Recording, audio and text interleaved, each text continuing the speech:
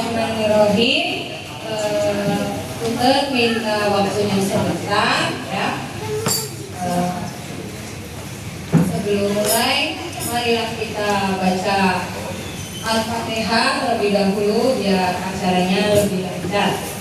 Al-Fatihah mulai.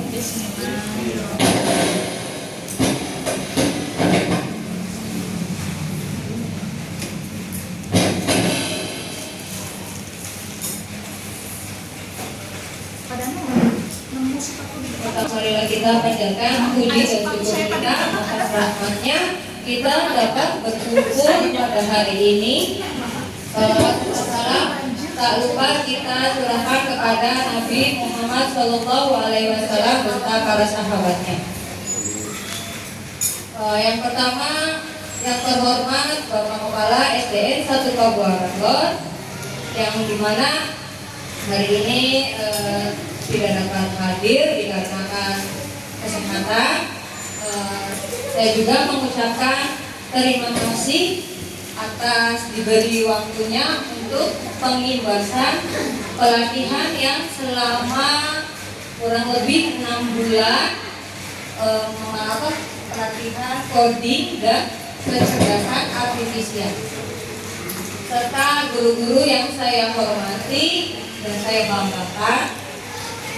Izinkan saya untuk memberikan atau sharing terhadap kemarin pelatihan yang 6 bulan itu.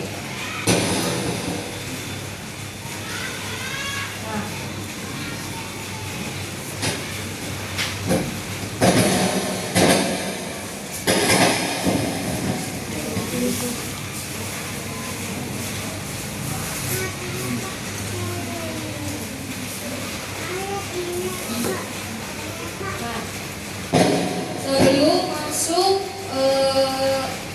langsung saja ya kita ke materinya ya.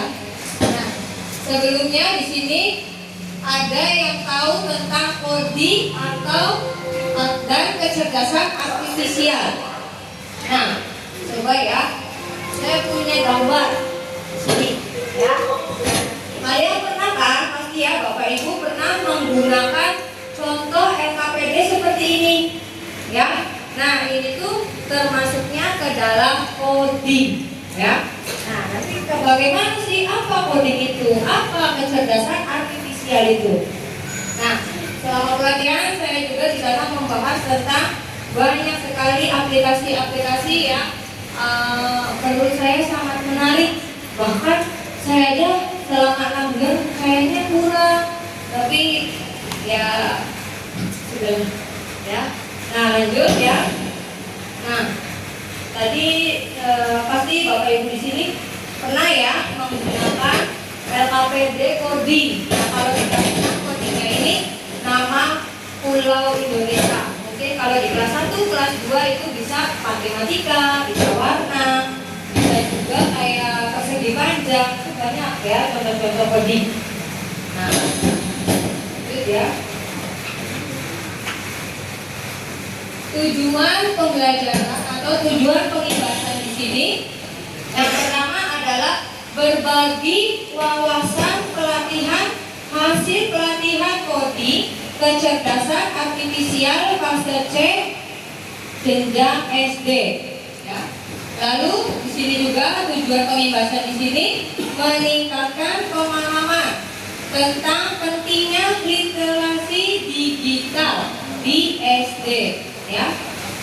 Bapak Ibu yang perlu kalian tahu di dunia di tahun ini atau di abad 21 ini kita sadar atau tidak sadar kita itu berbarengan dengan digitalisasi ya, atau digital atau AI ya.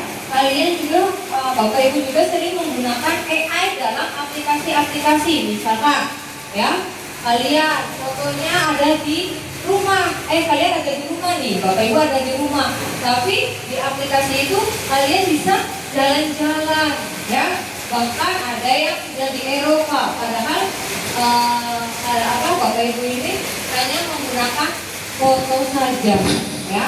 Nah, itu ternyata dampak dari penggunaan AI ya, atau kecerdasan artifisial ya. Banyak contoh-contoh AI ini ya.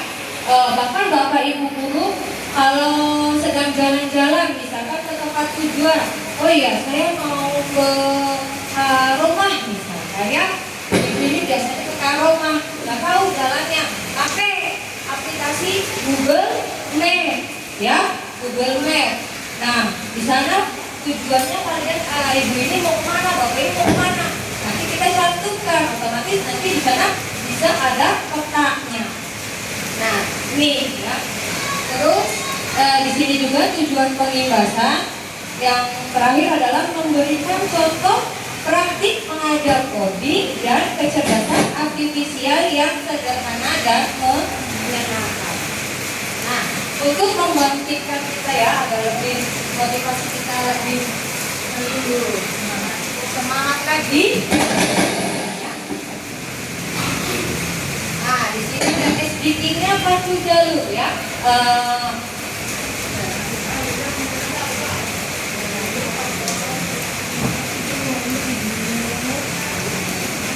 Jalurnya ini, jalurnya gerakannya aja ya.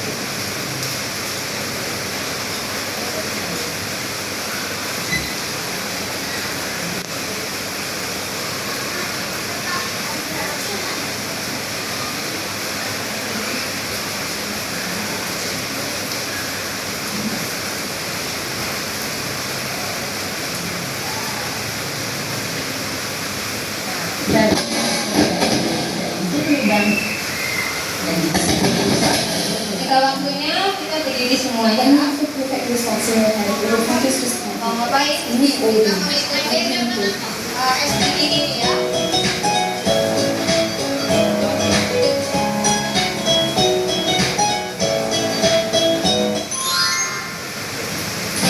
Nanti kita ikutin ya.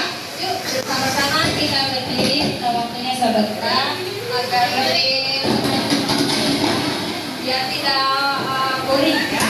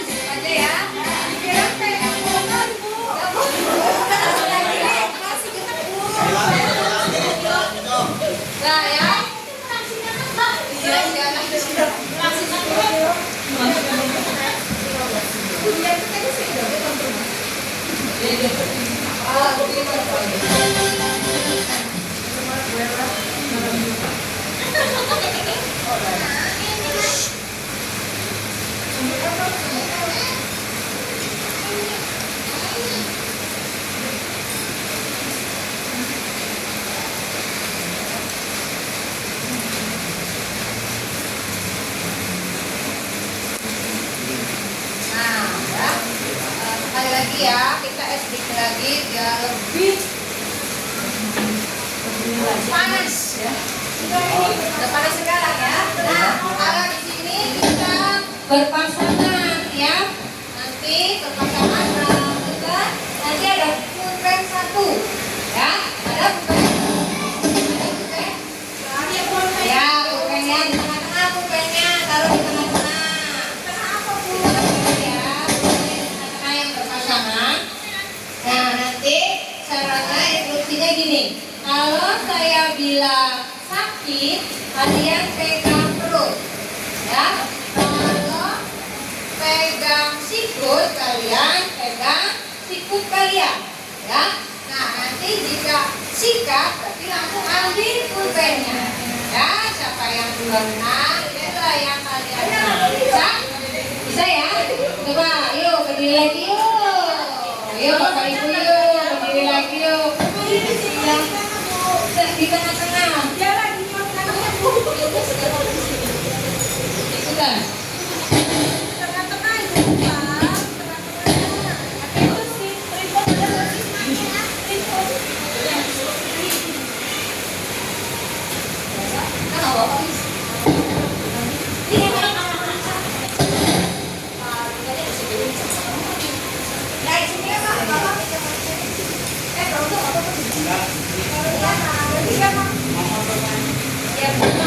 Ya, boleh ya.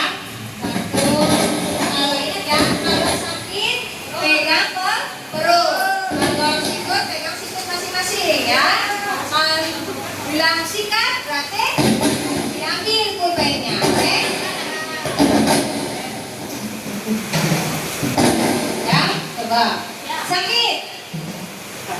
Sakit? Sikut. Sikut. Sakit. Sikut. Sakit. Sikat.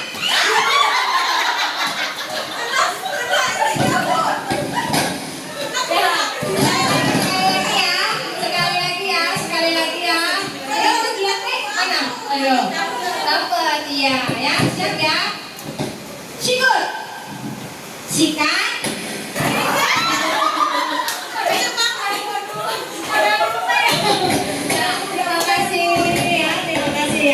Ya, kita mulai lagi ya. Tadi SPP-nya ya. Nah,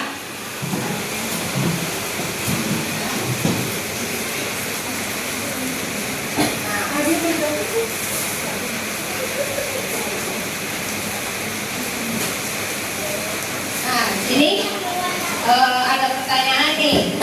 Apa yang Bapak atau Ibu pikirkan ketika mendengar coding dan kecerdasan artifisial? Ada yang ingin tahu? Ada yang mau tahu?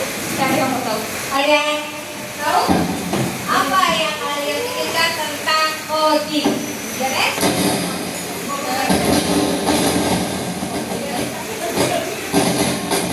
Komputer katanya, oke? Ada lagi? Coding. Coding itu sebuah permainan ya, Bu? Coding itu sebuah permainan, oke?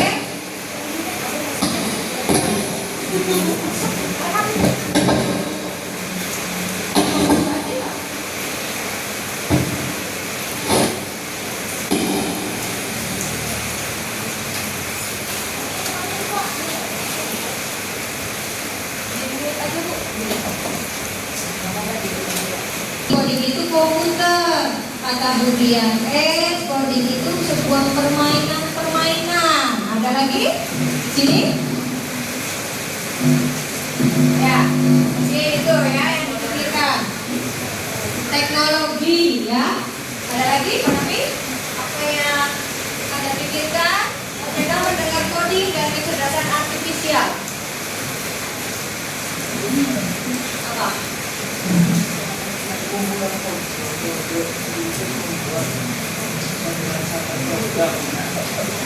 Kode banget ya.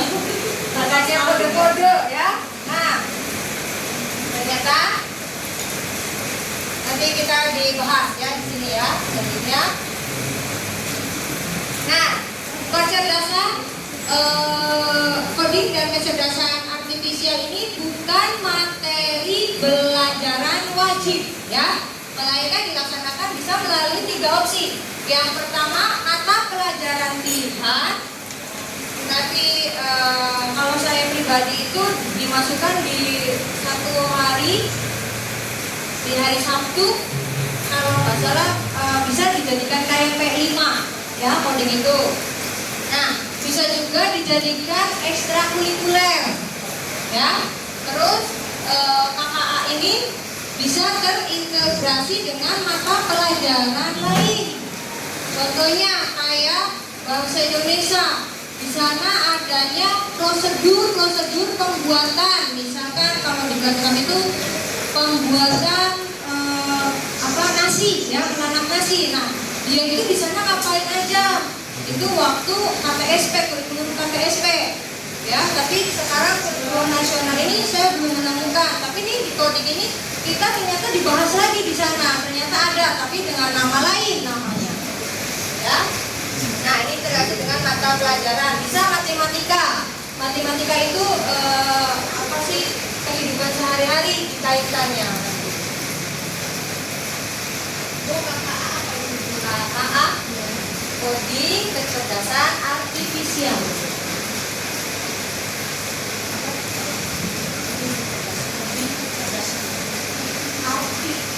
Artifisial. Nah, ini ya pengertiannya, di mana coding itu cara manusia berkomunikasi dengan komputer dengan cara menciptakan perangkat lunak atau aplikasi yang berguna dalam menyelesaikan masalah. Ya, tadi ini coding katanya. Ya, ternyata menarik. Di sini ada warna-warnanya.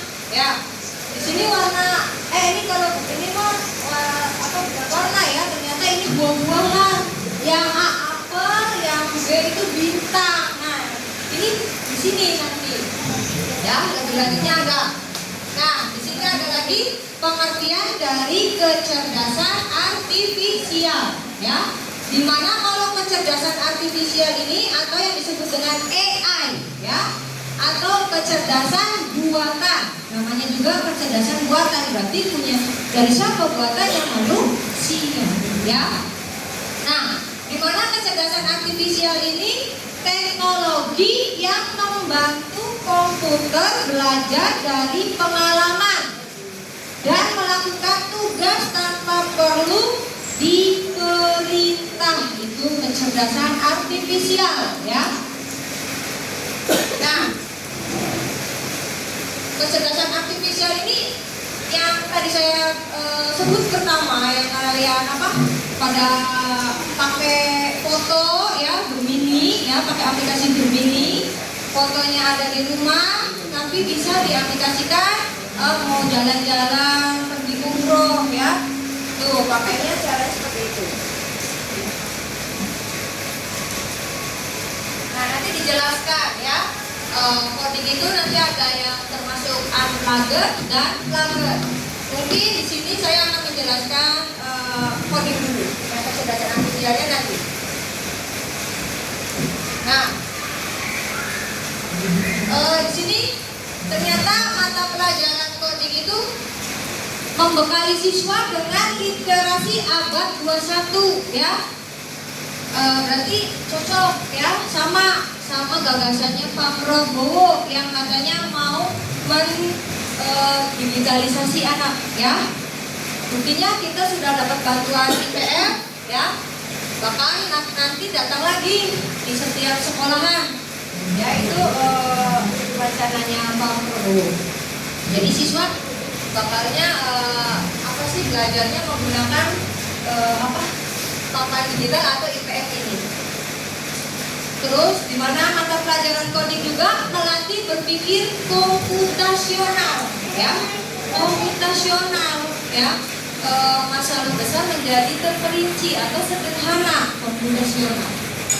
Nah, lalu cakap dan bijak sebagai warga masyarakat digital yang literasi ya, lagi-lagi kita harus literasi, produktif ya, kita juga harus produktif, beretika, aman dan bertanggung jawab.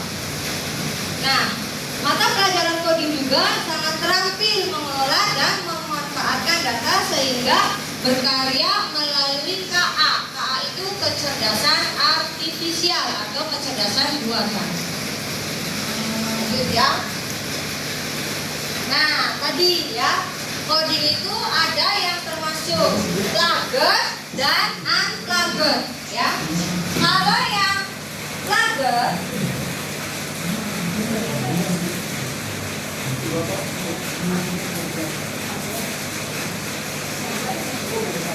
ya, kalau yang plugged itu dilakukan,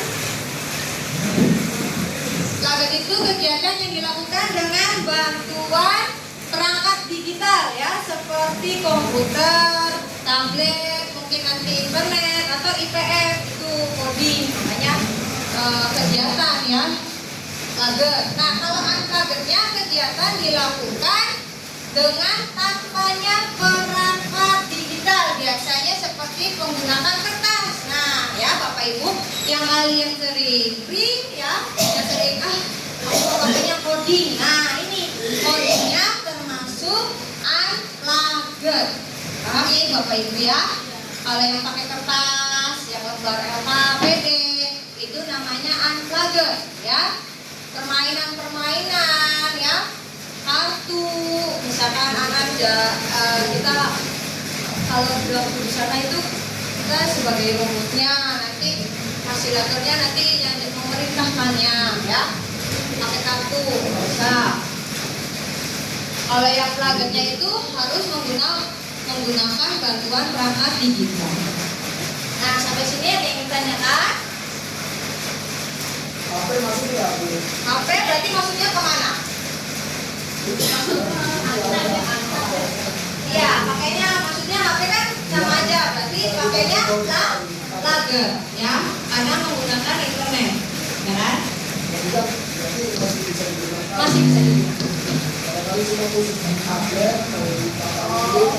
Iya, enggak, HP juga bisa ya.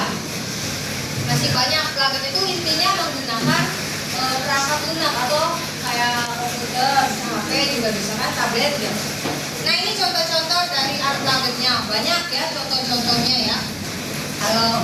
Kalau saya pribadi itu menggunakannya pakai TikTok itu banyak ya.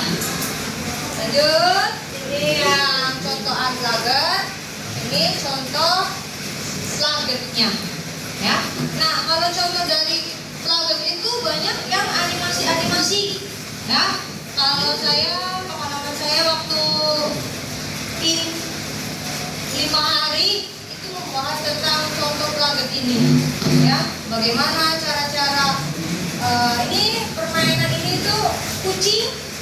Kalau ini sih kucingnya nanti bisa jalan pakai kode-kode ya. Kalau ini kayak kuisis. Kalau ini robot dikasih pengarahan, contohnya pengarahannya ikan, mana yang ikan, mana yang bukan ikan. Nanti kita bisa di sini praktek ya. Kalau ABC ini belajar logika, kalau yang kuis ini kuisis ya. Makanya kode ini sangat bermanfaat untuk kita sebagai guru karena di sana semakin menarik ke siswanya. Bahkan lebih mudah kalau matematika ya. Mungkin yang kemarin juga pelatihan IPF ya, yang waktu ujian P sama Fitri ya. Kemarin IPF menggunakannya aplikasi, ada aplikasi permainan matematika ya. Iya. Nah, di sini kalau yang blok ini pelajaran IPA kayak rantai makanan. Nih, ya. Coba ya. Mau yang mana dulu? Yang mana dulu nih? Yang penasarannya. Coba yang ini dulu ya, yang blok ya. Kita akan mencoba sebuah aplikasi. Nah, tuh ya. Ada burung elang, ada cacing dan telur, ya. Nah, di sini ada arahan 90. Arahan 90 ini mengubah sudut tujuan untuk membuat burung mendapatkan cacing dan tanah di sarangnya. Jadi arah 90 itu kemana? Biar si elang itu bisa mengerami telurnya. Ya. Caranya misalkan, nah kita itu di sana belajarnya cuma kayak gini sih, istilahnya kalian diberi ini banyak permainan, silakan di apa ya namanya, dieksplor ya, digali silakan. Jadi saya juga kan baru pertama kali waktu yang 5 hari itu, jadi ini kita ini nih. Yang pertama arah ini, nanti boleh ini tambahin lagi. Kan kalau 90 derajat itu angka L kayak L ya. Boleh ini diganti, misalkan tambahin lagi. Ini ditulis lagi.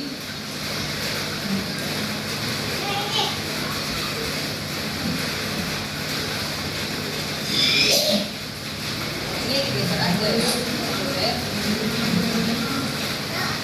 Misalkan kan 90 berarti L. Nanti kalau L ini misalkan ke arah mana?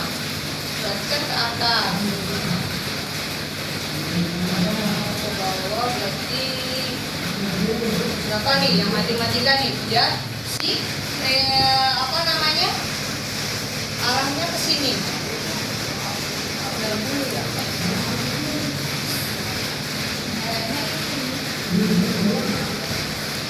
Coba ya. Ya.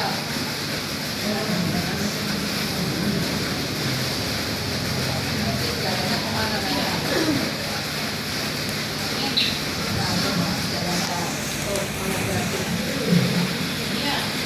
Ya, ini sebagai contoh ternyata nabrak, nggak bisa ya. Berarti harus kemana ini arahnya? Boleh diganti tadi arahnya ya. Berarti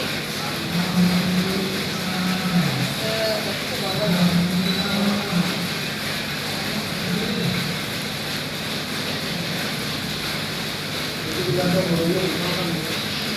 Tuh.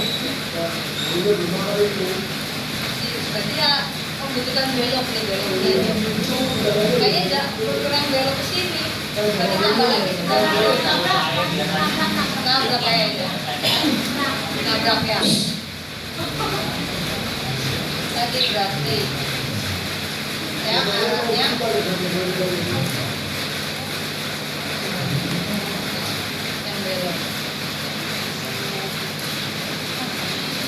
Sama yang mau. Burung apa sih? Burung elang. Burung elang. Ya kan dalam pelajaran IPA kan ada rantai makan. Ya itu salah satunya ya. Boleh Bapak Ibu juga bisa menggunakan HP. Ini apa namanya, linknya adalah Blockly Games ya. Boleh dibuka. Banyak, bukan hanya ini saja. Ada lagi ya. Yang kemarin saya OJT 1 itu tentang kode ini. Nah, kalau ini sangat menarik juga. Ya, sebagai siswa ya. Ini sebagai siswa.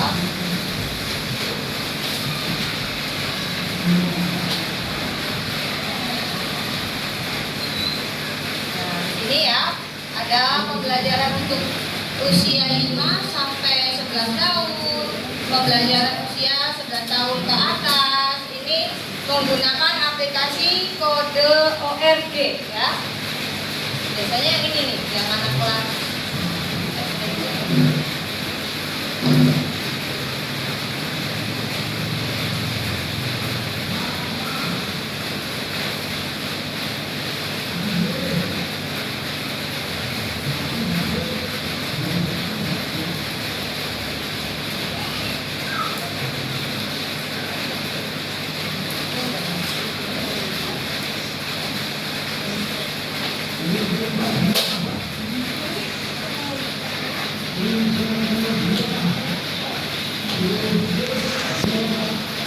Kalau ke anak boleh ke linknya nanti juga di mereka bisa dipakai HP juga bisa.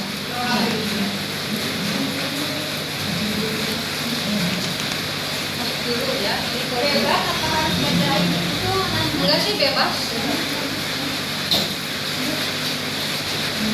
Lanjut bisa.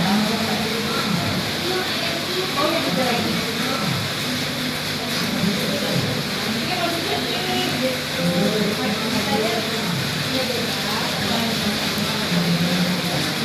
Bebas sini di sama siapapun. Bisa anak di rumah, boleh nggak apa-apa. Di sini ya makanya kan tadi katanya apa? Itu namanya contoh dari plaget, tim plaget. Ya. Nah ini kemarin mungkin udah sih ya sama anak-anak waktu itu golongannya Iza, Kenji, Raffi, ya. Tuh yang anak-anak mau senang mereka kemarin bertiga tuh, ini lagi yuk kayak gitu katanya. Ya ini mungkin kalau udah selesai nanti ini dapat sertifikat. Kalau udah selesai, ini tuh membantu robot menganalisis mana yang meningkat, mana yang bukan meningkat. Caranya ya, dulu ini tetap selesai ya.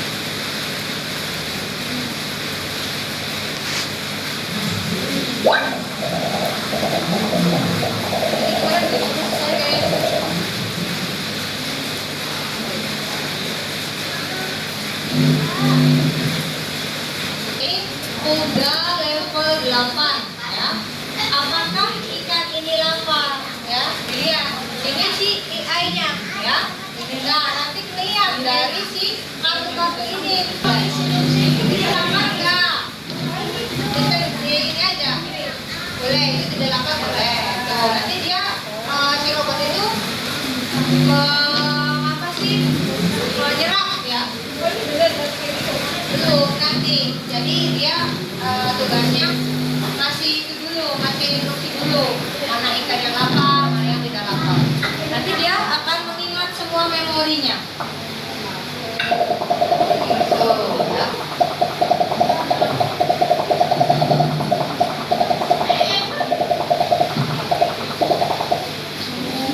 Iya, nah di sini juga ada pelajarannya.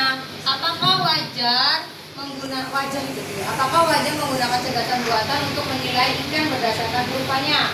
Meskipun air mungkin tampak wajar dan netral, analisisnya berasal dari pelatihan yang kita berikan. Nah, si robot ini kita latih, ya. Mana yang ikan lapar, mana yang tidak lapar, ya. Nah, nanti akan ya yang ada di sini dapat timbul. Nah, ini memproses.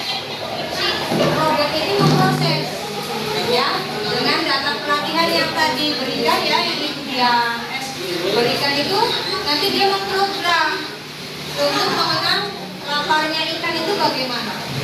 Nanti dijalankan. Lihat ya, identifikasi lapar ikan.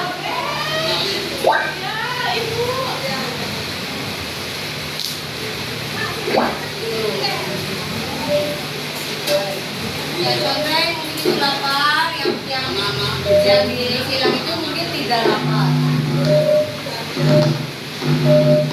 Permainan game ya. Iya. Anak-anak ya kalau ya lanjut ya. Ya. Nah ini juga sama berdasarkan pelatihan identifikasi lagi mana ikan yang lagi lapar, bagaimana yang dilakukan air.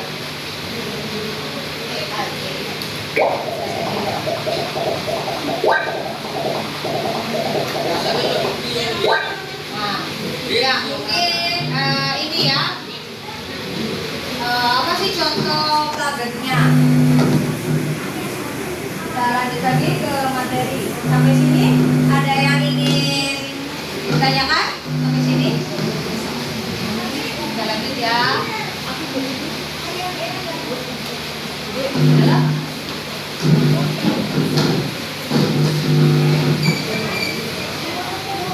tanya boleh silakan. Jadi mau nanya apa? Boleh. Assalamualaikum warahmatullahi wabarakatuh. Waalaikumsalam warahmatullahi wabarakatuh. Saya mau menanyakan, berarti pembelajaran coding ini itu cuma apa ya? Belajar di aplikasi yang sudah ada, bukan menciptakan aplikasi baru. Karena kan coding itu tadi cara manusia berkomunikasi dengan komputer dengan cara menciptakan perangkat lunak atau aplikasi yang berguna dalam penyelesaian masalah. Sementara tadi yang Bu Dwi contohkan itu kan aplikasi yang sudah jadi, contoh aplikasi yang sudah jadi. Nah, berarti pembelajaran coding itu bukan menciptakan perangkat lunaknya, berarti memang sudah jadi saja, atau menciptakan aplikasi yang baru. Nanti saya langsung ini ya. Ada lagi? Ya, jadi intinya coding itu kan tadi yang saya sampaikan itu cara manusia berkomunikasi ya. Berkomunikasi dengan cara menciptakan perangkat lunak. Tapi ternyata di sana adanya kode-kode yang seperti tadi kan. Nah, kalau yang saya ikut latihan itu di taraf apa ya? Kita kan sebagai guru SD. Jadi mungkin hanya dari aplikasi-aplikasi ini saja. Tapi kalau yang mau membuat aplikasinya nanti ada lagi ya di fase ya SMP, SMA itu membuat perangkatnya, membuat aplikasi-aplikasinya. Iya, kalau SD di sana juga sampainya sampai sini katanya. So gurunya menggali lagi barangkali aja ada lagi katanya aplikasi selain ini. Ternyata emang banyak aplikasinya. Makanya mungkin kalau yang guru TK hanya menyampaikan saja biar anak tidak boring. Ya makanya coding ini saya ambil itu hari Sabtu biar tidak bulat ya. Jadi pakai aplikasi ini dari OJT 1 aja mereka udah antusias. Tadinya yang mereka apa coding itu Bu, saya belajar apa ini kayak gitu. Ternyata pas kedua OJT kedua ini menarik ya Bu, ternyata ada aplikasi. Iya, coding itu banyak aplikasinya ya, banyak perangkat-perangkat lunaknya. Iya, bahkan kemarin juga fasilitator ada 100 aplikasi. Banyak banget, emang menarik ya. Kita gali sendiri di sana itu fasilitas hanya kasih tahu nih fasilitasnya ini nih. Kalau dari plugin ini yang ini, coba kalian makanya kalau ibu bapak bawa laptop silahkan kembali ya. Untuk jenjang SD hanya yang mudah-mudah nggak bikin. Tadinya juga saya pas pelatihan coding itu pas disuruh bapak ya, dulu ikut aja ya ikut pelatihan coding dan kecerdasan AI ini. Saya kaget nanti saya jangan-jangan suruh bikin aplikasi. Ternyata tidak, kalau di SD itu hanya mengenalkan saja ya. Kalau dalam ininya pengertian codingnya sih cara manusia berkomunikasi dengan komputer, menciptakan perangkat lunak atau aplikasi yang berguna dalam menyelesaikan masalah ya. Dia bersangkutan dengan AI, misalkan masalah kehidupan sehari-hari ya. Nah sekarang udah bisa dimengerti. Untuk bisa dimengerti. Ya. Masih semangat Bapak Ibu? Semangat ya. Nah di sini ada elemen coding dan kecerdasan artifisial ya. Di mana elemen ini terdiri dari 4. Yang pertama berpikir komputasional ya. Nanti di sini juga akan dijelaskan. Komputasional itu dapat dari masalah besar menjadi masalah kecil, disederhanakan. Terus adanya literasi digital, adanya literasi dan etika kecerdasan artifisial, dan pemanfaatan dan pengembangan kecerdasan artifisial.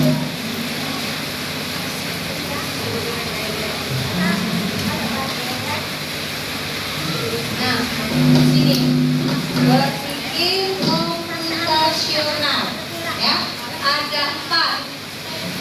Yang pertama dekomposisi, yang kedua pengenalan pola, yang ketiga abstraksi, yang keempat berpikir algoritma. Berdasarkan pengalaman saya pribadi, waktu itu saya mengajarkan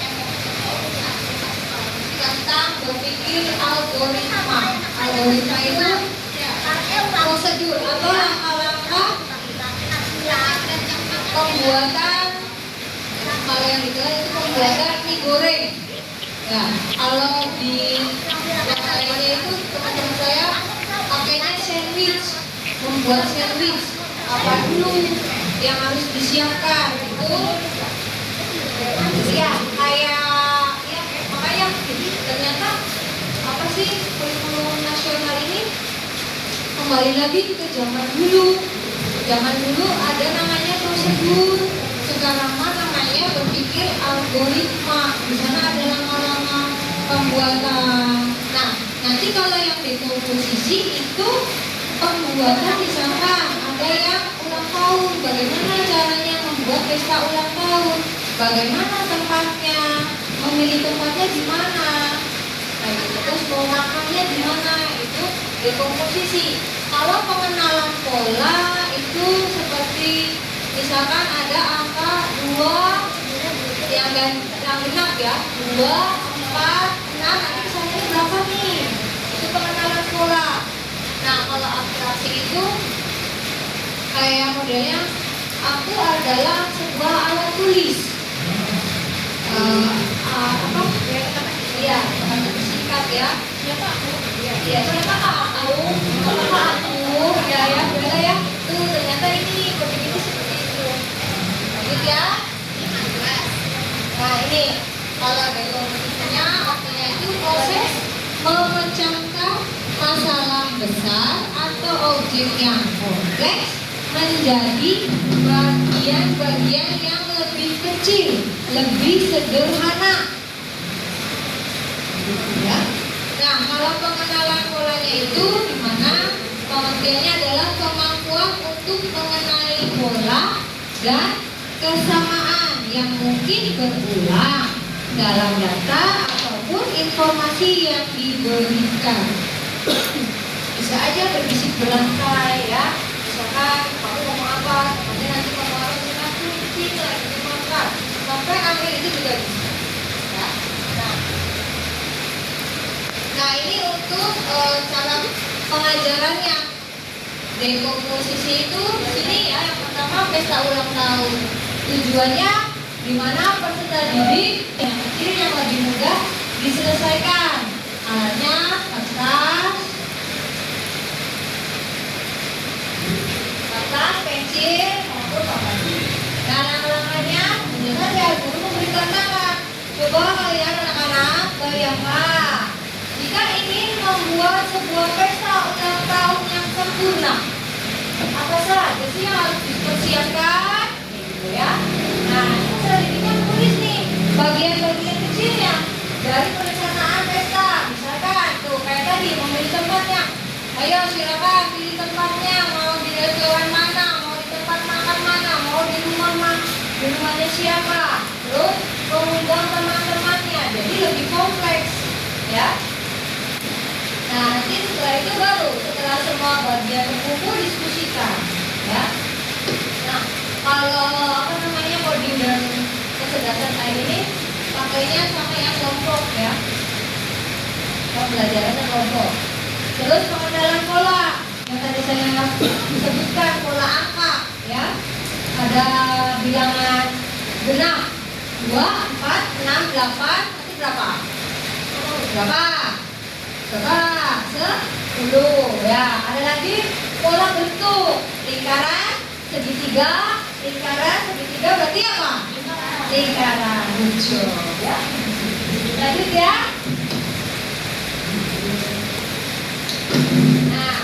Abstraksi, menyaring informasi yang tidak relevan dan hanya mengambil bagian yang penting untuk menyelesaikan masalah.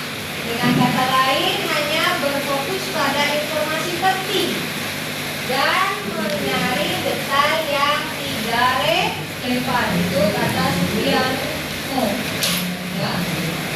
Nah, lalu ada pengertian dari berpikir algoritma, di mana menyusun langkah-langkah ya, namanya kayak prosedur, instruksi ataupun prosedur yang sistematis untuk menyelesaikan suatu masalah. Ya, contohnya kalau saya itu membuat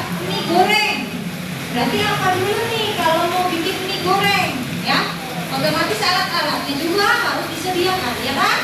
Masa ya salah jadi ya, karena kita sedang kecerdasan buatan, sudah jadi aja bu, enggak ya, sama ya, langkah-langkahnya berarti kita siapkan alat-alatnya dulu. Kita buat dulu apa? Bawa pancinya, bawa kompornya, nanti bawa mie gorengnya ya. Nanti di sana apa dulu dimasak? Apa air dulu kah? Mie dulu kah? Atau apa ya? Nah itu. Nah ini contoh untuk kegiatannya ya. Yang pertama ini yang tadi saya bilang, aku adalah alat tulis. Biasanya panjang dan runcing, sering dipakai di sekolah. Aku apa ya?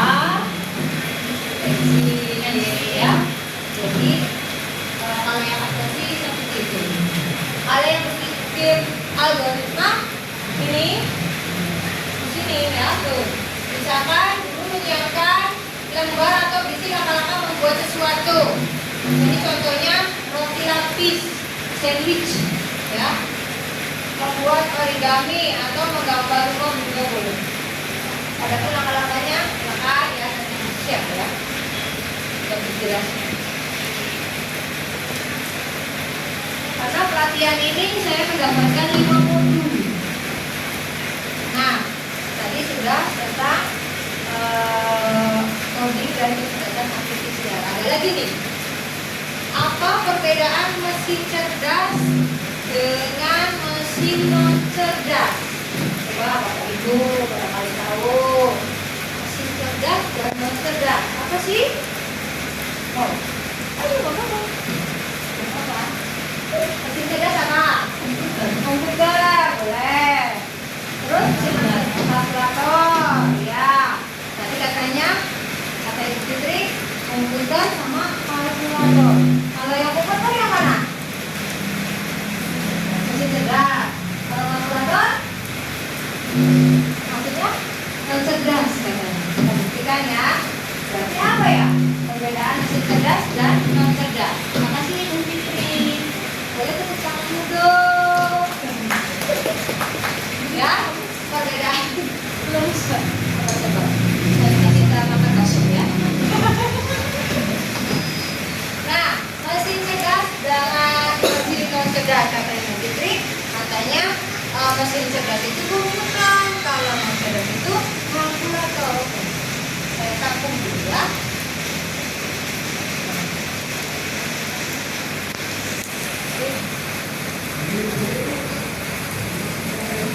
Nah, sebelah ya, di sini ada beberapa gambar.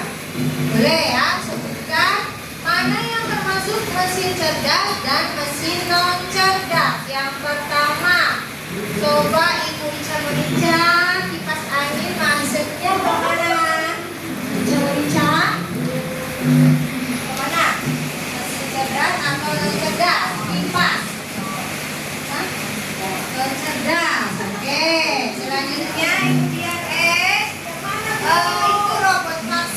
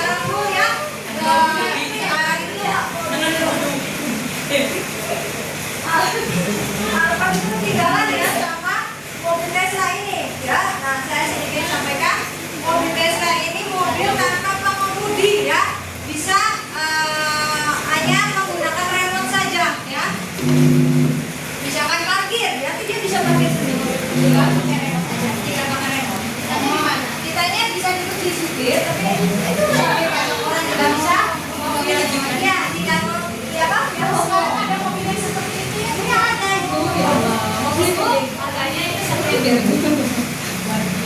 ya namanya mobil Tesla bu silakan bu kalau mau lihat di YouTube atau di Google ya mobil Tesla ya satu nah sekarang ini ya ibu Dian P coba itu apa gambar apa ya Pak?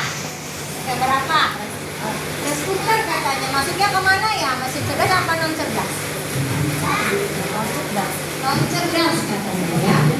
Tadi kalkulator masih bingung ya. Sekarang ibu Titi itu masuknya kemana mesin cuci? Cerdas. Oke ya. Masih ada yang bingung ternyata ya. Kalkulator katanya ada yang apa cerdas, ada yang non cerdas. Oke, kita lanjut ya. Nah, ini mesin cerdas versus mesin non cerdas ya. Di sini mesin cerdas cara kerjanya bisa belajar dari pengalaman dan memperbaiki kinerja. Itu cara kerjanya. Kalau yang mesin non cerdas hanya bekerja sesuai instruksi yang sudah diprogram. Coba sekarang kalkulator. Bisa ya? Bisa ya? Ya, betul ya. Ya, berarti kalkulator itu masuknya ke non cerdas karena diperintahkan atau diketik, ya. Ya, kalau non cerdas itu pakai instruksi kita, ya kayak tadi Mejiko. Kalau kita nggak nyetrekin itu bisa makan nasi. Ya, ya. Terus apa lagi tadi? Sekarang mesin cuci. Apa maksudnya? Maksudnya non cerdas, ya. Karena diperintahkan dulu, ya. Dijalan. Ya, kalau nggak dijalanin nanti mesin cucinya nggak cuci-cuci, ya. Nggak mengatasi. Ya. Sama aja kayak traktor, mesin, ya. Nah, adaptasinya bisa menyesuaikan diri dengan kondisi baru kalau yang mesin cerdas tanpa perlu dicerita ulang kayak mobil Tesla. Ya Allah, luar biasa. Iya. Sebanyak 2000 juga masuknya kemana berarti? Cerdas, ya. Tanpa disuruh-suruh. Bapak Ibu di sini punya. Tapi ini kan piring bu. Piring bisa piring kotor banyak. Tapi cuci piring biasanya debu aja. Ada namanya juga vacuum cleaner bu. Dia kan membersihkan di lantai tuh. Kalau nanti di mesin di air nanti rusak bu. Meskipun di lantainya ada piring kotor kayak gitu nggak ada jenisnya. Oh, nggak ada bu, bukan manusia bu. Itu hanya robot bu. Tidak bisa membersihkan. Komputer masuknya kemana? Komputer masuknya kemana? Iya, non cerdas. Karena kan dia diperintahkan. Mobil, vacuum cleaner. Ya, sama sekarang ada lagi katanya kulkas yang layak sejuk. Ada yang punya? Iya loh, ada loh. Silakan kalian cari sendiri ya di Google banyak. Tadi udah ada di sini nih. Berarti kalau mesin cerdas tanpa adanya atau sentuhan manusia lagi, ya dia sudah di apa namanya diperintahkan awalnya, ya. Nah kalau mesin cerdas itu harus di apa sih diinstruksi atau sudah diprogram. Ya dulu. Nah di sini nih kemarin agenda ketiga ya tentang pemanfaatan kecerdasan artifisial dalam berbagai bidang. Ternyata Bapak Ibu juga banyak mengalaminya ya. Ini contoh-contohnya atau manfaat-manfaat yang digunakan terutama dalam bidang pendidikan. Saya pribadi itu tadinya aduh susah banget ini bikin PowerPoint, pakainya cara apa ya. Ternyata ada yang lebih mudah lagi, namanya Prezi. Dia hanya dibuatkan saja, nanti bisa langsung keluar itu PowerPoint-nya tanpa harus dicek ulang.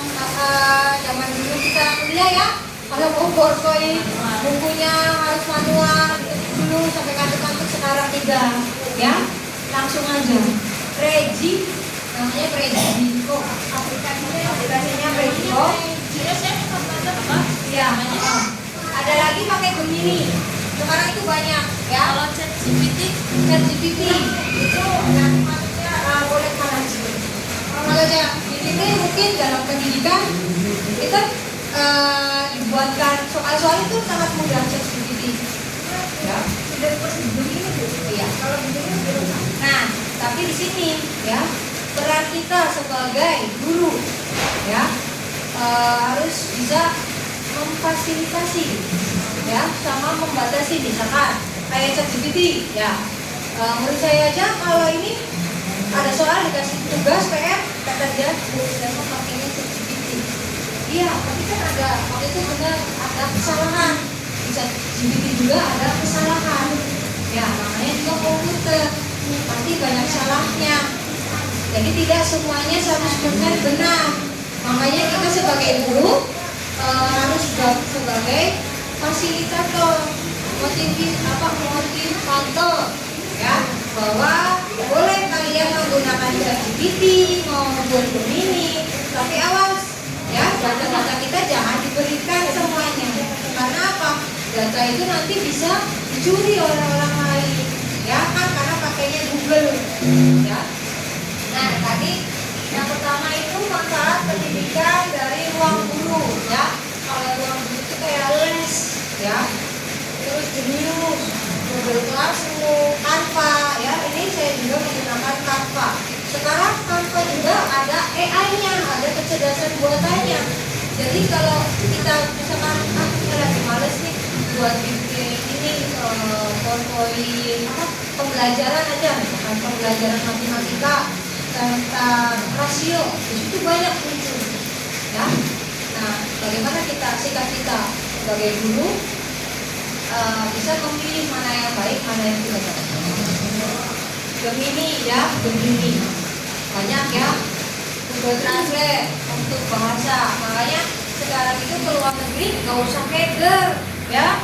Saya nggak bisa bahasanya, mau ke Amerika bukan bisa bahasanya, tuh ada Google Translate di sana.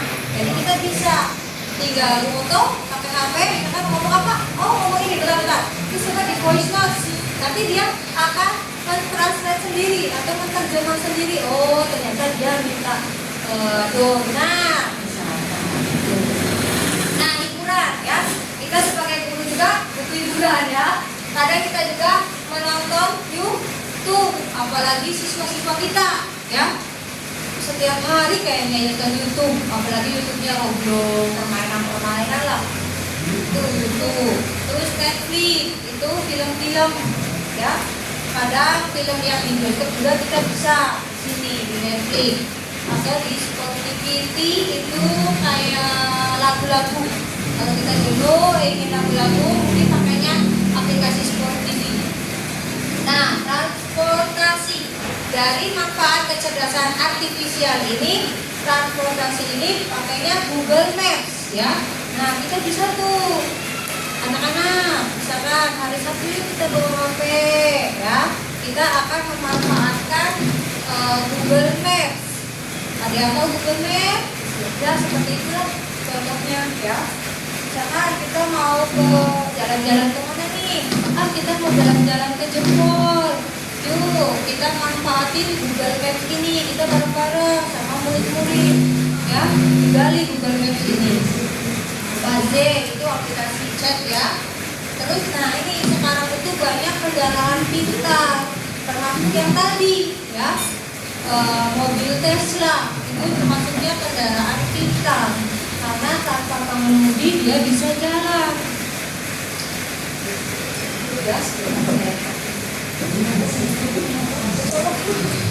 Artifisial dari kesehatan, kalau aplikasinya itu Halodoc. Ada yang pernah dengar Halodoc? Ya, itu dokter online. Berbayar dulu, nanti kalian bisa konsultasi lewat HP. Nah, timbangan berat badan yang mungkin ada aplikasinya lagi ya, yang katanya kita mau diet ya, bisa ada tuh timbangan berat badan konsultasi online ya.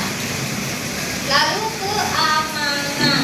Nah, keamanan ini Facebook ya, atau apa sih, pakai sensor wajah, dia bisa membuka HP, kayak HP ya kan, ada face unlock-nya ya. Membuka HP pakai wajah aja bisa membuka. Terus sekarang ada CCTV ya, CCTV itu termasuk kecerdasan buatan ya. Terus ada lagi yang sekarang pintunya pakai ini ya, apa sih, Sambi ya. Itu jadi manfaat kecerdasan artifisial. Sampai sini Bapak ada yang ingin disampaikan atau yang ingin ditanyakan lagi? Apa lagi?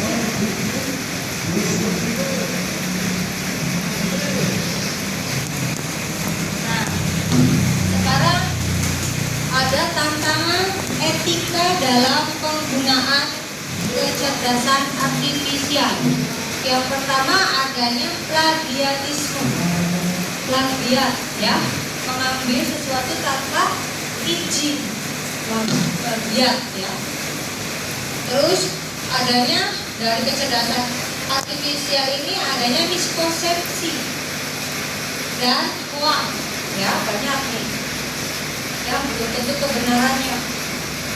Terus ada diskriminasi dan pelanggaran privasi.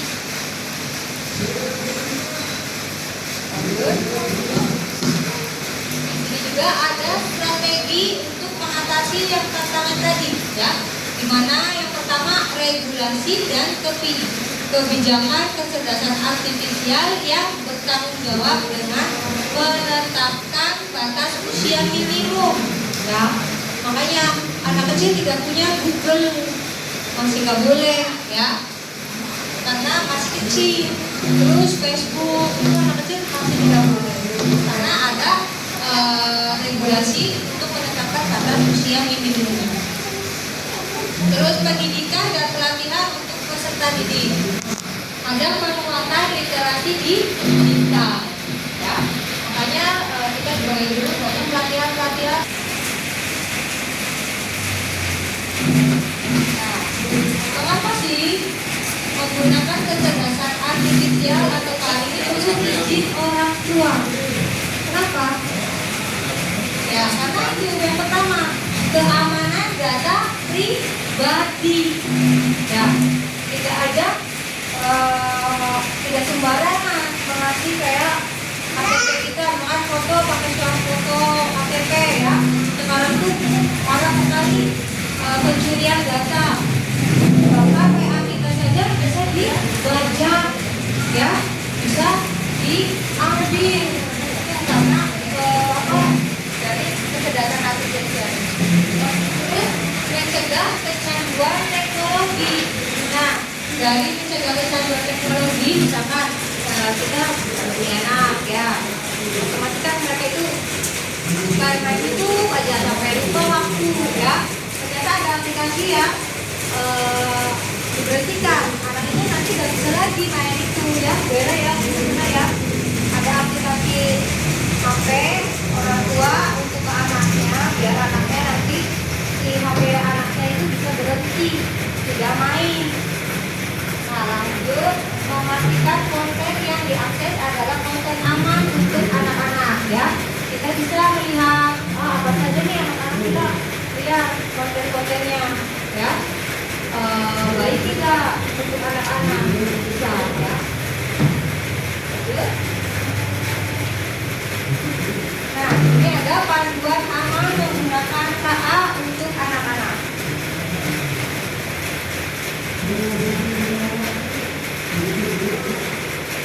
Yang pertama, gunakan profil orang tua pada aplikasi seperti YouTube Kids ya. Lalu ajarkan anak untuk tidak memasukkan menyimpan data pribadi tanpa izin orang tua. Dorong anak untuk bertanya kepada guru atau orang tua jika menemukan informasi mencurigakan dari kecerdasan artifisial ini.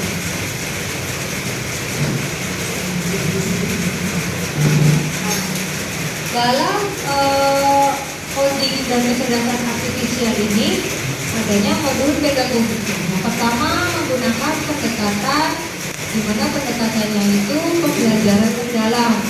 Ya, yang kemarin mungkin Ibu Tuti, Ibu Janes, ya, pakai apa RPP-nya, RPP pembelajaran mendalam. Terus IMM. Nah, yang kedua pendekatannya menggunakan TPACK atau teknologi Technological Pedagogical Context Based Knowledge, TPACK, ya. Nah, model pembelajarannya juga pakainya PBL, berbasis masalah, project, PJBL, dan Inquisition. Di sini ada yang ingin ditanyakan? Yo. Oke, silakan Bapak.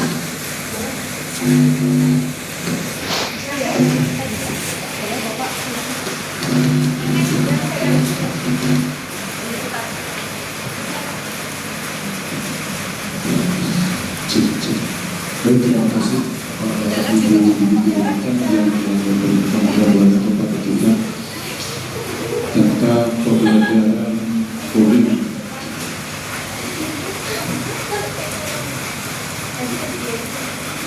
Bapak dan Ibu yang saya hormati, kita selaku guru tidak lepas hanya akan berpikir tentang segi kognitif saja, tapi juga di sisi lain, mohon maaf, kognitif dan psikomotor saja, tetapi ada faktor lain yang perlu ditekankan, yaitu attitude atau sikap intelijentisme. Dari paparan Bu Dwi, ini ada catatan saya, ada 6 poin yang ini berduga mungkin ada manfaat. Ini sayangnya ada guru yang di luar, ada guru yang di dalam, tidak konsisten mengikuti pembelajaran. Padahal ini penting sekali buat seluruh guru ilmu ini. Ada hal-hal yang, maaf ya, tadi Ibu yang dipaparkan dari awal sampai hari itu sifatnya positif semua. Positif. Baik untuk kemampuan guru maupun siswa. Di sini ada 6 catatan yang saya tulis berdasarkan analisis saya, dan tadi diam tidak bicara, tapi saya mencatat apa yang akan disampaikan. Dari segi negatif, pelaksanaan coding terhadap siswa.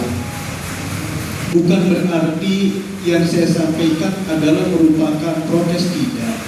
Ini hanya refleksi saja terhadap yang saya tangkap dari apa yang Ibu sampaikan. Pertama, dampak negatif dari AI, potensi ketergantungan akan sangat berlebihan pada teknologi yang ada. Itu satu. Kemudian apa dampaknya? Dampak yang akan terlihat adalah akan menurunkan keterampilan berpikir kritis pada siswa. Jadi bersifat instan. Buka aplikasi, rebet dalam jangka 1 menit, selesai sebenarnya. Ini pemikiran apa ya? Pemikiran murni anak mau dikemanakan itu, mau digiring kemana? Itu satu. Kedua, salah satu keprihatinan dari yang tadi diuraikan oleh Ibu, yang sangat utama adalah di bidang pendidikan, di mana potensi akan hilangnya pekerjaan bagi guru ke depan.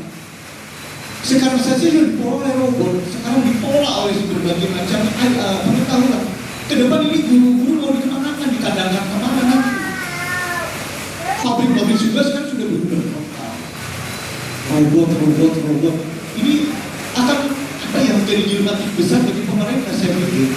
Ke depan banyak sekali kayak apa namanya, kalau pemberhentian kerja namanya PHK besar kan terjadi gitu. Bahkan mudah-mudahan guru P3K itu lebih apa ya, kalau ataupun guru kontrak. Itu Bu.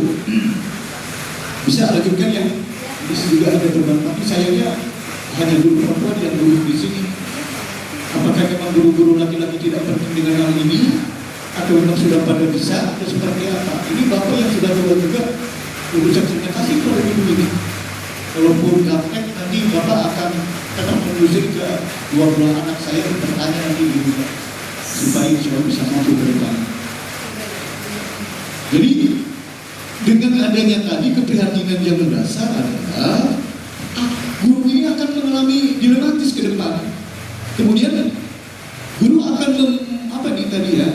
membuat penilaian dan perencanaan pelajaran dapat diotomatiskan dengan sistem. Hal ini dapat berakibat menghancurkan pada profesi guru dan dapat mengakibatkan berkurangnya interaksi. Ini yang penting, interaksi guru dan siswa. Kalau interaksi satu arah, tadi Bapak pikir guru menyampaikan itu hanya interaksi satu arah siswa dengan layar saja. Ini debatnya seperti apa? Dengan kasus kemarin televisi, anak SMA bisa menghancurkan masjid atau musola yang sedang dilaksanakan sholat Jumat. Dari mana datangnya? Dari aplikasi.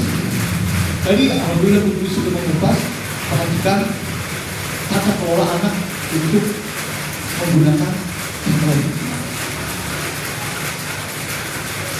Artinya saya begini, menggarisbawahi bahwa kalau tidak ada interaksi dua arah feedback dalam pembelajaran di kalangan siswa yang sangat penting itu diajarkan untuk perkembangan apa? Tadi butuh pedagogi. Pedagogi itu apa? PSG, ilmu cara membimbing anak. Ilmu cara membimbing anak. Jadi kalau interaksi itu tidak ada, hilang, akan seperti apa ke depan anak itu? Ini bukan kritik, tapi merefleksi apa yang Ibu sampaikan. Perkembangan emosional, sosial, dan kognitif tiap-tiap siswa. Yang ketiga, akan munculnya risiko pengambilan keputusan yang bias. Tadi Ibu katakan, kalau kalian ingin pergi ke Menara Eiffel, klik kita muncul di sana. Kalau kita ingin makan Kentucky yang enak, klik kita akan itu bias fata morgana. Dengan dididik seperti itu, bagaimana kepribadian kita? Kita apa? Yang Bapak siswa terhadap guru, siswa terhadap orang tua. Kami sudah bertindak ke hal itu seperti ini. Ini mohon direnungkan Ibu, sebab perjalanan itu masih panjang sekali. Di sana akan Ibu berhadapan dengan berbagai masalah yang kompleks. Bukan saja pengetahuan, tapi sikap dan tingkah laku anak juga harus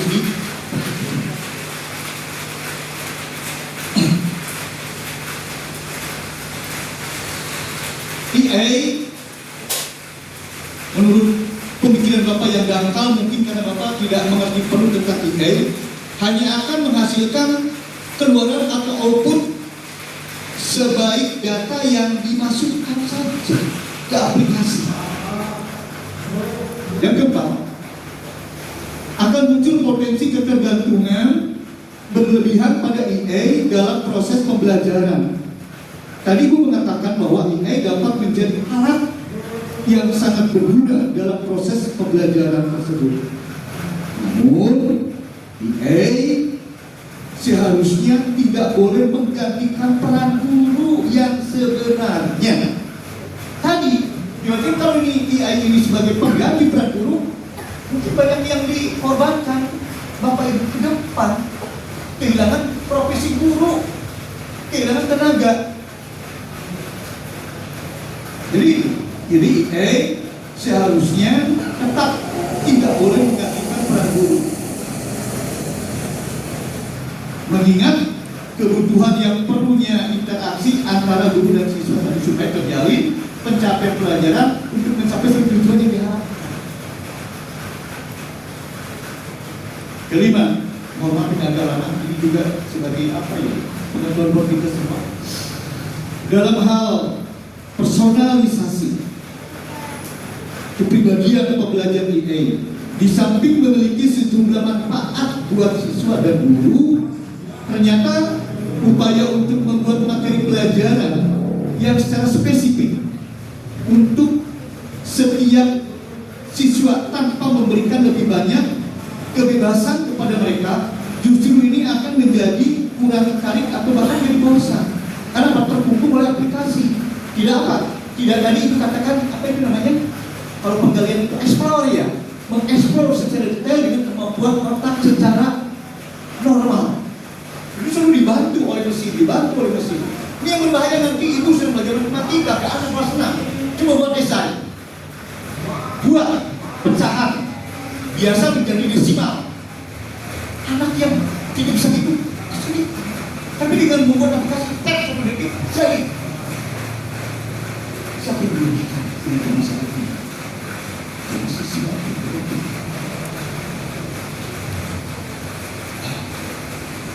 Terakhir, guru tidak bisa secara langsung mengevaluasi secara detail dan cermat, akurat tentang kinerja siswa.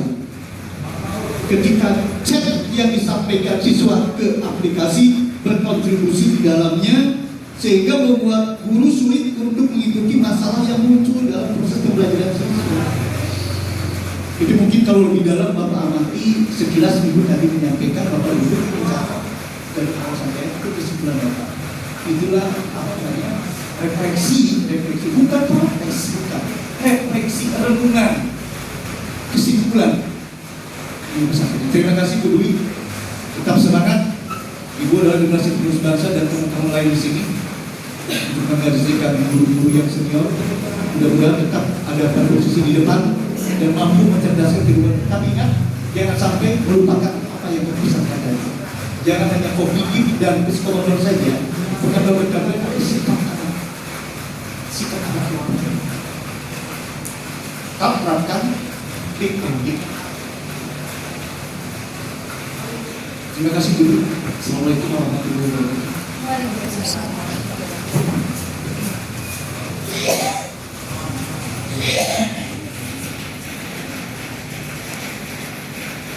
Terima kasih atas refleksinya yang Bapak sampaikan.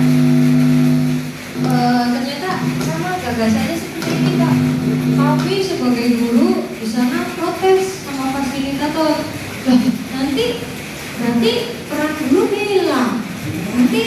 Nanti percuma ada guru karena katanya ini udah bisa semua. Gimana dong? Nah, di sini makanya kita itu peran guru sangat penting sebagai fasilitator. Ya, kita tetap sebagai fasilitator.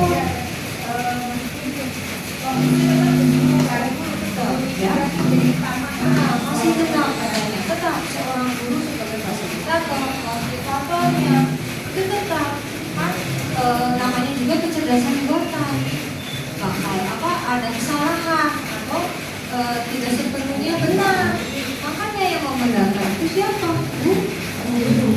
Tetap katanya. Iya, selama 5 hari kita disana sebagai guru. Terus buat apa? Nanti digantikan hati bakalan sama AI, misalnya sama robot, ya Pak ya. Sama Pak, di sana juga pada ngomongnya kayak gitu. Iya, sama tergabung ya. 5 hari itu tuh Pak, pembahasan tentang itu.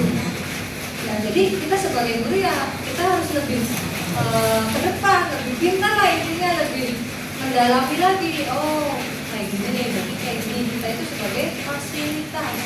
Ya, boleh mereka itu berjalan kemana-mana, tapi kita harus membatasi ini. Ya,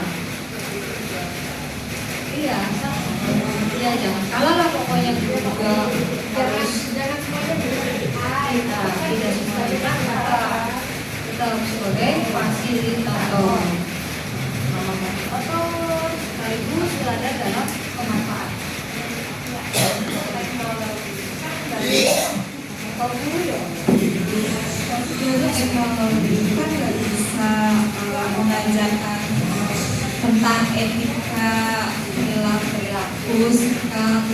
nah yang bisa mengajarkan kan guru. Jadi menurut saya ya tetap guru nggak bisa digantikan oleh teknologi.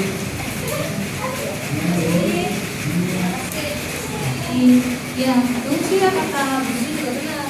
Sampai di sana juga sama. Iya, yang akhlak, mengajarkan anak mana yang baik, mana yang benar itu tetap seorang guru. Jadi ya itu hanya pemanfaatan digital saja. Ya, sampai sini. Ada yang tadi?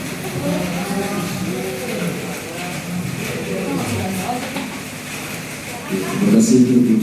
Saya ingin dan akan bertanya kepada Ibu sebagai fasilitator ataupun sebagai tutor terkait dengan coding dan kecerdasan artifisial.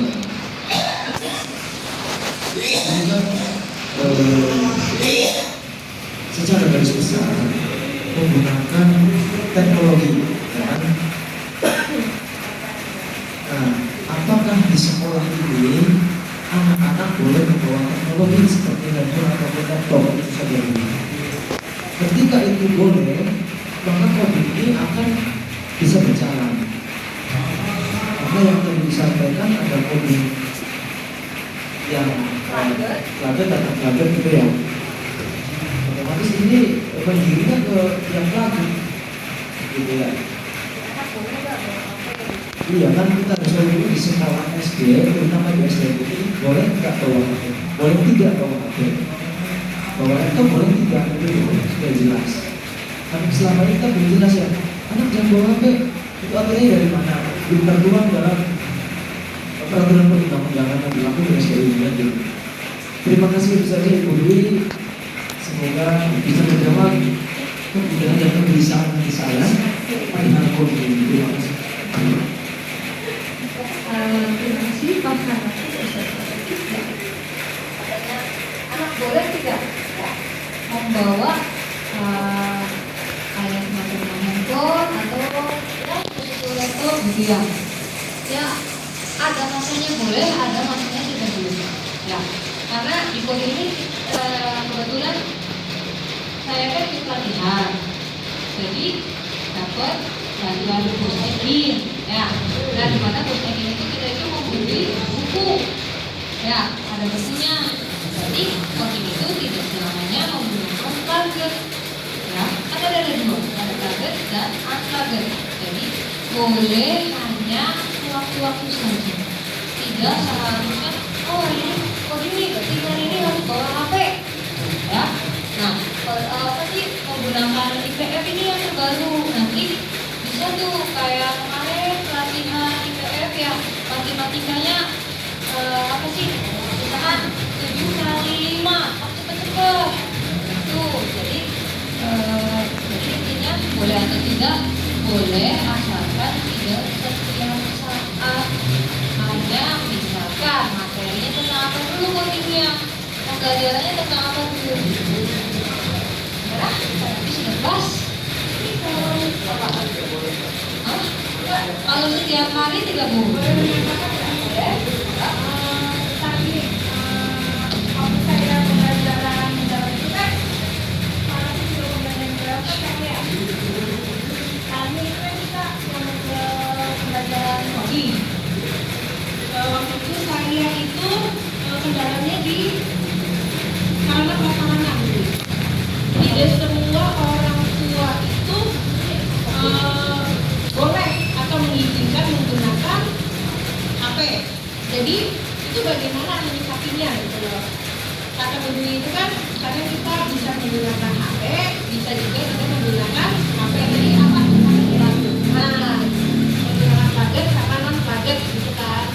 Nah menyikapinya itu bagaimana gitu? Secara kita itu harus menerapkan coding dengan AI kan, tapi tetap dulu menjadi fasilitator utama. Nah, bagaimana menyikapinya jika ada orang tua yang tidak setuju anaknya membawa HP? Itu kan maksudnya cara bagaimana ya? Nah itu maksudnya kan nyambung juga ke anak yang tadi kita ya maksudnya kan ketika orang tua tidak mengizinkan, kita harus bagaimana gitu loh. Ketika pembelajaran menggunakan HP, benar-benar coding.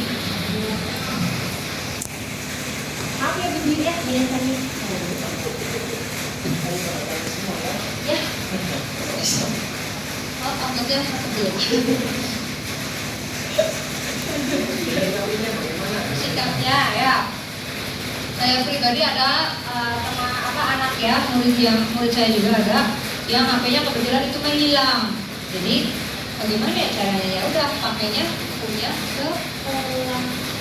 Tapi kan maksudnya itu cara memadai sekolahnya. Kalau sekolah tidak memadai, kalau tidak memadai, kayaknya saya rasa kan semuanya sekarang sudah dapat ini semua, sudah merata. Kalau kedalaman mungkin punya trik gurunya, jadi punya gurunya. Apa kan kita sebagai fasilitas kita juga otomatis harus memfasilitasi.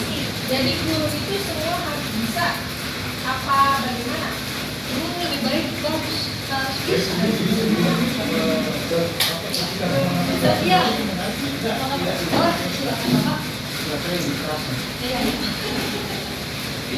Pertanyaan Pak Hanafi ini saya sangat elegan sekali kan?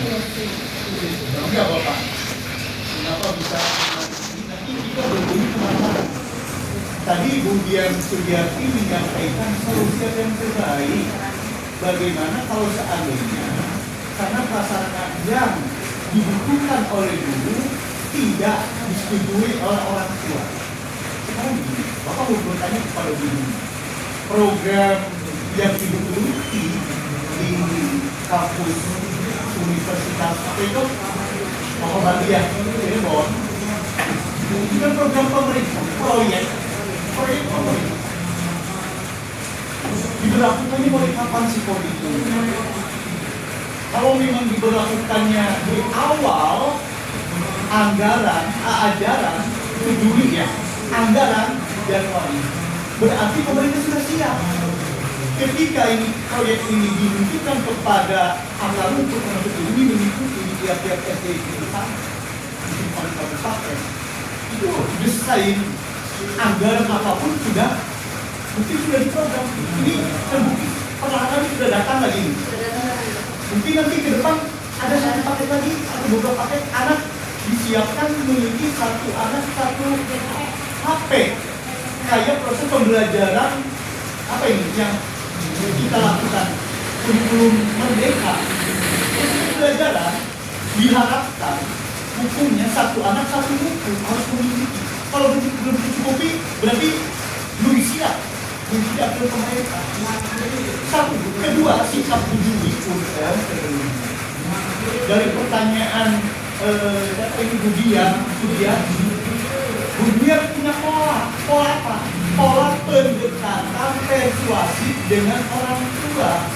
Minimalnya komunikasikan dulu kepada kepala sekolah, kemudian kepala sekolah bagaimana menanggapinya, apakah mau memanggil komite atau orang tua polisi bisa melakukan itu. Jadi tidak ada tadi apa itu bias menurut Bapak.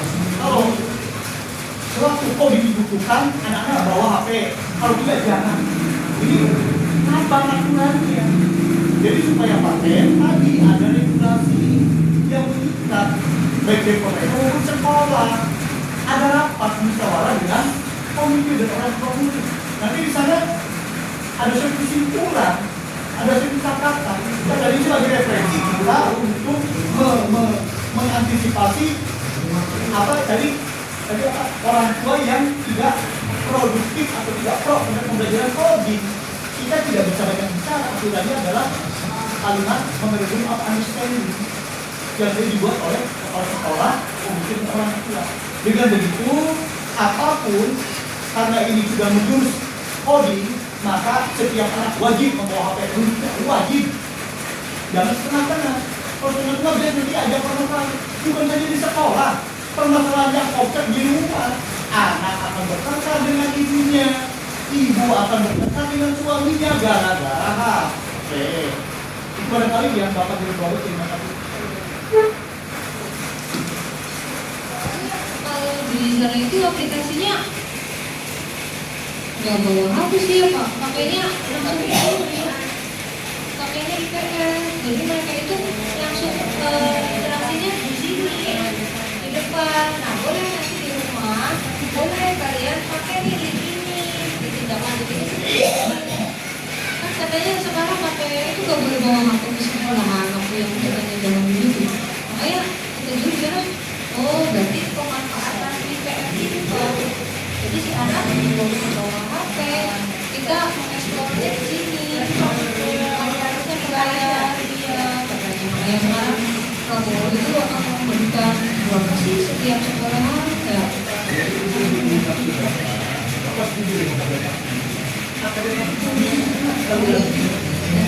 Guru ingin menyampaikan pelajaran jangan sampai terjadi pada anak verbalisme, hanya tahu kata tidak tahu arti. Kalau fokus ke satu arah, tidak diberikan tugas penguatan dengan sama mempelajari bukan dengan menggunakan HP pribadi.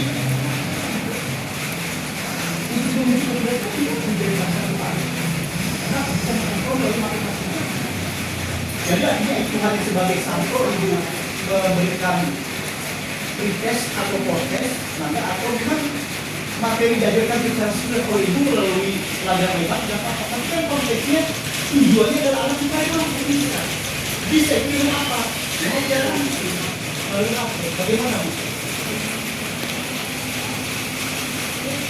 Jadi ya kayak modelnya sih kalau misalkan kita pembelajaran apa dulu nih misalnya yang tadi mau pakai Google Map, berarti kan otomatis si anak itu harus membawa HP berarti kan.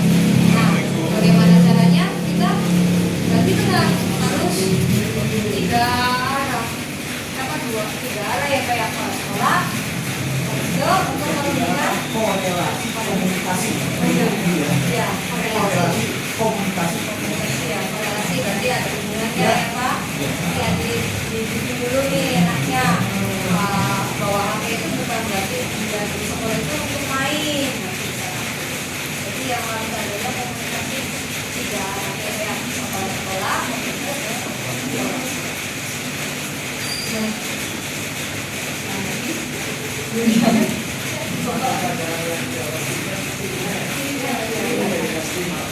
dimulainya dari kelas 5 sampai 6. Berarti pas ya? Pas ya? Karena kelas 2 mobilnya yang otomatis. Kamu nanti naik yang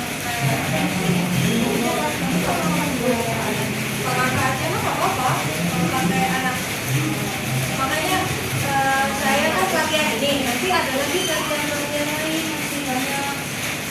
Kayak kemarin aja pelatihan coding, saya berpikir ternyata ada lagi coding. Atau dia membahas tentang apa? Banyak banget. Ya kalau tadi kan ada pelajaran pilihan. Kalau ini kan ada katanya. Kayak kemarin nanti apa mau belajarnya pakainya PM kayak gitu. Tapi yang mau belajarnya pakainya teknologinya pemanfaatannya kan. Ketika menggunakan modul belajar bisa PM. Misalnya kita belajar tentang coding ya. Apakah kita harus membuat PM? Berarti ada codingnya gitu. Ada bentuk codingnya. Ada pembelajaran codingnya. Bagaimana? Ya, apakah bisa atau menyatu dengan SPM?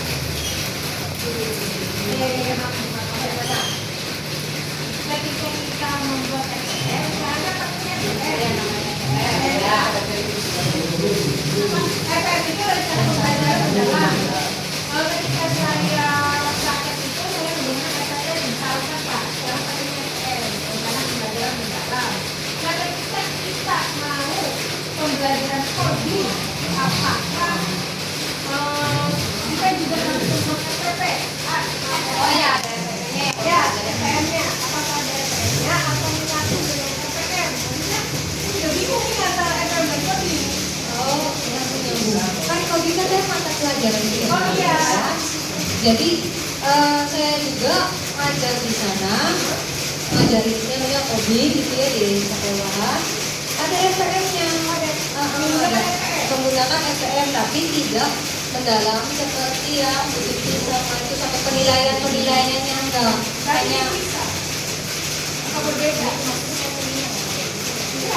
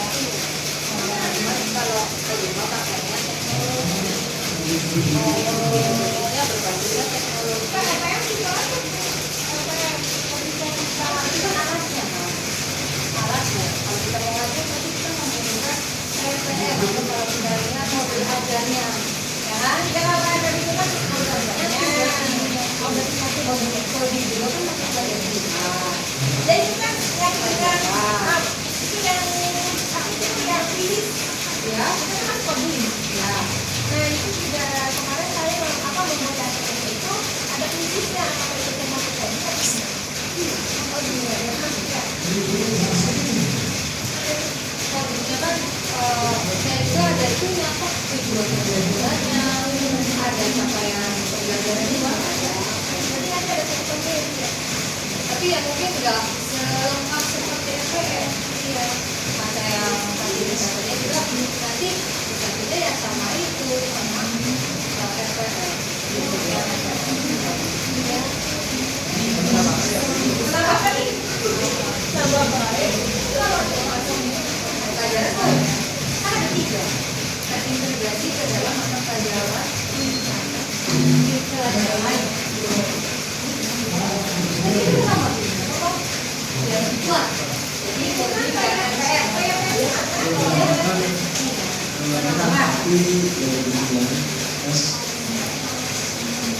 Kode kan adalah mata pelajaran. ya Pendekatannya sama kan, pendekatan ya deep sama seperti pelajaran yang lain menggunakan pendekatan deep learning gitu.